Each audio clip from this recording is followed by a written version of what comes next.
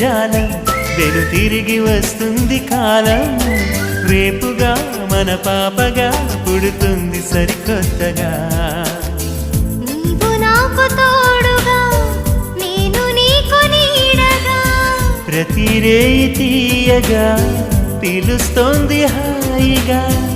ఇలా ఉండిపోతే చాలుగా నువ్వంటే నాకిష్టమని అన్నది నా ప్రతి శ్వాస